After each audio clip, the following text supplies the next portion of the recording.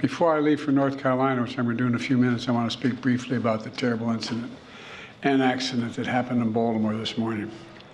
At about 1:30, a container ship struck the Francis Scott Key Bridge, which I've been over many, many times commuting from the state of Delaware, either on a train or by car.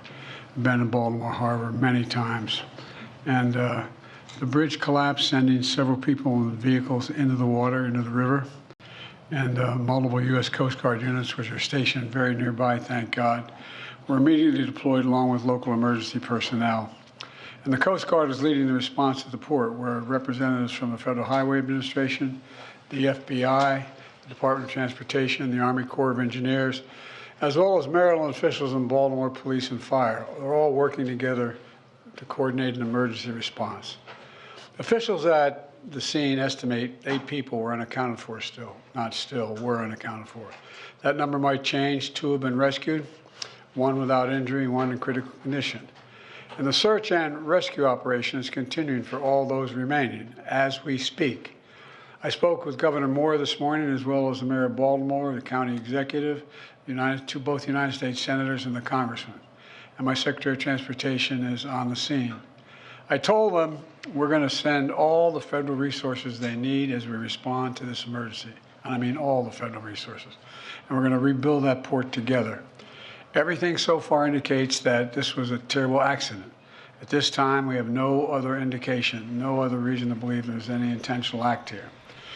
Yeah, I mean, we know that there is no intentional act. I think the biggest thing is, why did the ship, because there's footage that shows that the ship was actually, or it lost power prior to it actually running into the bridge itself, which then calls for this major accident, which obviously prevents residents from being able to go back and forth and get to wherever it is that they need to go. But in addition to that, there's 6 people that's still missing. One of them is being reported to. 8 people total was impacted, 6 people still missing. 1 person was hospitalized, and then another person was said to just be okay, which I don't know how they're okay, because according to researchers, they're saying that within an hour of being submerged in that, considering that you wouldn't have any life vests on or anything like that because it's a freak accident, that you would start to experience problems and trouble within the river itself if you were to be submerged in a car or something like that, right? But I've been looking at these reports, and let me share my screen with you guys really quickly. There we go. I've been looking at the reports, and it was saying that the Mayday call, that the missing, at least 6 people missing, as officials say the ship made a Mayday call before the crash. And that's the really big thing that we need to siphon through this whole situation from, is to understand exactly what that Mayday call was. And I'm going to stay on top of this for you guys. But it's saying that at least 6 people is unaccounted for after a large cargo ship crashed into the pillar of Baltimore's Francis Scott Key Bridge on Tuesday morning, causing it to collapse. A total of 8 workers who were fixing potholes on the bridge fell into the Patapsco River below. So it was people that was on potholes. Because from what I've seen from other videos, was that it was also cars that was on the bridge. I'll stay on top of this. Maryland Governor Wes Moore, who I think that they're basically grooming to be the next Obama. Some people even said that inside of the chat today on the Millionaire Morning Show. Declared a state of emergency and said the crash appears to be an accident, noting that there was no credible evidence of a terrorist attack. Okay, yeah, let's not sensationalize this and make it more than what it really needs to be. President Biden said he will travel to Baltimore as quickly as I can. He said the federal government will pay to rebuild the bridge. I wonder how much that costs. And added that the Port of Baltimore, which halted vessel traffic amid the collapse, supports 15,000 jobs. Let's finish hearing what Biden had to say about this whole situation, and then we're going to summarize this as best as we can. Personnel on board the ship were able to alert the Maryland Department of Transportation that they had lost control of their vessel, as you all know and reported. As a result, local authorities were able to close the bridge to traffic before the bridge was struck, which undoubtedly saved lives. And our prayers are with everyone involved in this terrible accident and all the families, especially those waiting for the news of their loved one right now. I know every minute in that circumstance feels like a lifetime. You just don't know. It's just terrible. We're incredibly grateful for the brave rescuers who immediately rushed to the scene, and to the people of Baltimore who want to say, we're with you. We're going to stay with you as long as it takes. And like the governor said, you're Maryland tough, you're Baltimore strong, and we're going to get through this together. And I promise we're not leaving. Here's what's happening now. The search and rescue operation is our top priority. Ship traffic in the Port of Baltimore has been suspended until further notice. We need to clear that channel before the ship traffic can resume. The Army Corps of Engineers is on the spot and is going to help lead this effort to clear the channel. The Port of Baltimore is one of the nation's largest shipping hubs, and I've been there a number of times as a senator and as a vice president. It handles a record amount of cargo last year. It's also the top port in America for both imports and exports of automobiles and light trucks.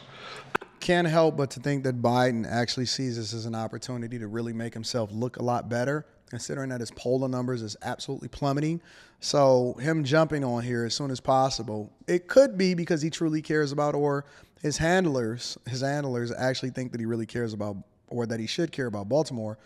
But on the flip side, considering that we know that his polling numbers is plummeting, there's been reports, according to different news sources, MSNBC, CNN, Fox News, that said that he's been yelling at a lot of people that's a part of his administration because they're not getting the word out about how great he's been as a president. But then the migrant crisis, anything to divert away from the issues of inflation and the migrant crisis will be good for him at this moment. Around 850,000 vehicles go through that port every single year, and we're going to get it up and running again as soon as possible. 15,000 jobs depend on that port, and we're going to do everything we can to protect those jobs and help those workers. The bridge is also critical for travel, not just for Baltimore, but for the Northeast Corridor. Over 30,000 vehicles cross the Francis Scott Key Bridge on a daily basis. It's virtually, it's one of the most important elements for the economy in the Northeast and the quality of life. My transportation secretary is there now. As I told Governor Moore, I've directed my team to move heaven and earth to reopen the port and rebuild the bridge as soon as humanly possible. And we're going to work hand in hand with the support of Maryland to support Maryland whatever they ask for. We're going to work with our partners in Congress to make sure the state gets the support it needs. It's my intention that the federal government will pay for the entire cost of reconstructing that bridge, and I expect the Congress to support my effort. Is it irresponsible for him to say this? I know that it's important for them to rebuild the bridge, but is it irresponsible for him to say this, considering that wouldn't the insurance companies be liable, especially the insurance company for, this vessel and this container ship, be liable for the malfunction of the ship that's ran into the bridge in the first place? And then you also possibly have lawsuits from the family of the survivors or the family of the people that died in this whole bridge collapse. So, I don't know. This is going to take some time. The people of Baltimore can count on us, though, to stick with them at every step of the way until the port is reopened and the bridge is rebuilt. We're not leaving until this job gets done. Not leaving until then. So I just want to say God bless everybody everyone harmed this morning and their families. And may God bless the first responders, many of whom risking their lives. And the reason I'm not going to take a lot of questions, there's remaining issues that are open that we got to determine what's going to happen in terms of the rescue mission and the like. But Do you plan to go to Baltimore, sir? And if so, how quickly? I do, and as quickly as I can. You said the federal government's also going to pay for the repairs. I'm just curious, this was a ship that appears to be at fault. Is there any reason to believe that the company behind the ship should be held responsible? And then also, you mentioned... That could be, but we're not going to wait till that happens. We're going to pay for it to get the bridge rebuilt and opened. What did you make of Israel's decision not to attend this meeting? So it could quite possibly be because it's a lot of money that flows back and forth over this bridge, through this bridge for the port and all of that. And so maybe not so much as he's doing it just for optics, but optics matter too, but also because it's a lot of money that's being lost as long as this bridge is out of commission. So that could be a factor, and then they'll settle up whoever the insurance company is or the owner of the container ship later, you know, in the federal government and maybe get his money back, which we all know that that's on the taxpayer behind. That's really us paying for that bridge. That's not him. It's not the president. It's us paying for the bridge because it's your tax dollars. This week. Oh, I don't want to get into that. We're going to Plenty of time to talk about Rafa. You mentioned the port. The port. Can I ask about cars? About the port. And then like a thief in the night, he's gone. The way, I'm not going to get into his incompetence at the moment, but it is a tragic accident. I am going to stay on top of this stuff, especially on the Millionaire Morning Show. I actually think that I might create an entirely new segment for an early morning segment just to re-follow up on a lot of news, or maybe I add some other stuff to it. But let me know what you guys think inside of the comments. I appreciate you. Make sure you tap into the Patreon. After Hours is tonight. And if you have not already, go ahead and restream the show from last night. It was lit. It was absolutely awesome. I love you guys. I appreciate you. I'm going to holler at you later. Peace.